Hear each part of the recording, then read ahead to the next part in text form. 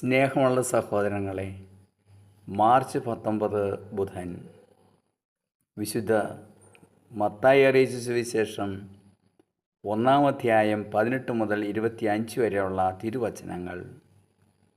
നാളെ തിരുസഭ വിശുദ്ധ യോസേപ്പ് പിതാവിൻ്റെ മരണത്തിരുനാൾ ആഘോഷിക്കുകയാണ്. തിരുസഭയിൽ വളരെ പ്രാധാന്യമർഹിക്കുന്ന ഒരു തിരുനാൾ കൂടിയാണ് വിശുദ്ധ യോസേപ്പ് പിതാവിൻ്റേത്. ഈശോയുടെ തിരുനാൾ കഴിഞ്ഞാൽ, മാതാവിൻ്റെ തിരുനാൾ കഴിഞ്ഞാൽ പിന്നെ ഏറ്റവും പ്രാധാന്യമർഹിക്കുന്ന തിരുനാൾ വിശുദ്ധ യോസേപ്പ് പിതാവിൻ്റെ തന്നെയാണ്. ആ വിശുദ്ധ യോസേപ്പ് പിതാവ് നമുക്ക് അനുഗ്രഹങ്ങൾ കൊണ്ട് നമ്മുടെ കുടുംബ ജീവിതത്തെ നിറയ്ക്കട്ടെ. എല്ലാ മാതാപിതാക്കൾക്കും ഒരു മാതൃകയാണ് വിശുദ്ധ യോസേപ്പ് പിതാവ്. കുടുംബങ്ങളുടെ സംരക്ഷകനാണ്, കന്യാവ്രതക്കാരുടെ കാവൽക്കാരനാണ്. ഈ വിശുദ്ധ യോസേപ്പ് പിതാവിൻ്റെ ജീവിതത്തിൽ നിശബ്ദതയ്ക്ക് വളരെയേറെ പ്രാധാന്യമുണ്ടായിരുന്നു. ഒരു നിശബ്ദ വിശുദ്ധൻ. സുവിശേഷത്തിലൊന്നും അധികമൊന്നും യോസേപ്പിനെക്കുറിച്ച് പറഞ്ഞിട്ടില്ല.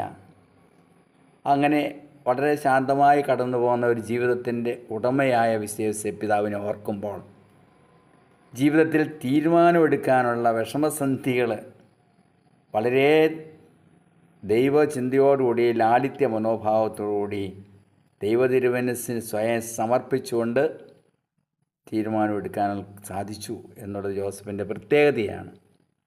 അനുഭവിച്ച വിഷമതകൾ, ദുഃഖങ്ങൾ, ആ വേദനകൾ അതിനെയൊന്നും കണക്കിലെടുക്കാതെ വളരെ എളിമയോടും വിനയത്തോടുകൂടി വിശ്വസ്തയോടുകൂടി ദൈവത്തിൻ്റെ പ്രമാണങ്ങളാണ് പ്രാധാന്യമെന്ന്, ദൈവത്തിൻ്റെ കൽപ്പനകളാണ് പ്രാധാന്യമെന്ന്, ദൈവത്തിൻ്റെ തീരുമാനങ്ങളാണ് തന്നെ സംബന്ധിച്ചിടത്തോളം വിലപ്പെട്ടതെന്ന് മനസ്സിലാക്കുന്ന ഒരു വ്യക്തിത്വമാണ് വിശുദ്ധ യോസേപ്പ് പിതാവ് നമ്മുടെ മുമ്പിൽ വെക്കുന്നത്.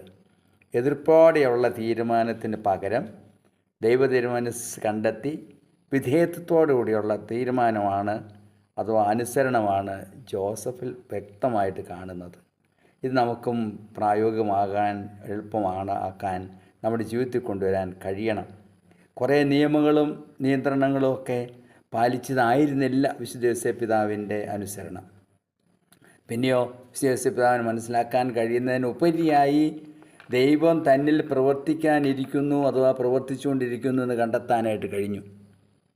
അതാണ് തന്നേക്കാൾ കൂടുതൽ അറിവിനും കഴിവിനും എല്ലാത്തിനും വൈദഗ്ധ്യത്തിനും എല്ലാം ഉപരിയായിട്ട് ദൈവം പ്രവർത്തിക്കുന്നുണ്ട്, അത് തന്നിൽ പ്രവർത്തിച്ചുകൊണ്ടിരിക്കുന്നു എന്ന് മനസ്സിലാക്കാനായിട്ട് വിശുദ്ധ യോസേപ്പിന് സാധിച്ചു. അതുകൊണ്ട് യോസഫ് തൻ്റെ പ്ലാനും പദ്ധതിയും ആഗ്രഹങ്ങളെല്ലാം ദൈവത്തിനു മുമ്പാകെ അടിയറ വയ്ക്കുകയാണ്. അങ്ങനെ ദൈവത്തിന് മുമ്പാകെ അടിയറ വെച്ചുകൊണ്ട് ദൈവത്തിൻ്റെ പ്ലാനും പദ്ധതിയും തൻ്റേതാക്കി പകർത്താൻ യോസഫ് തയ്യാറാകുന്നു. അതുകൊണ്ടാണ് മറിയത്തെ സ്വീകരിക്കുന്ന യോസഫിനെ നമുക്ക് കാണാൻ കഴിയുക. ഉറങ്ങി എഴുന്നേറ്റപ്പോഴുള്ള ദൈവ ഇടപെടലുകൾ.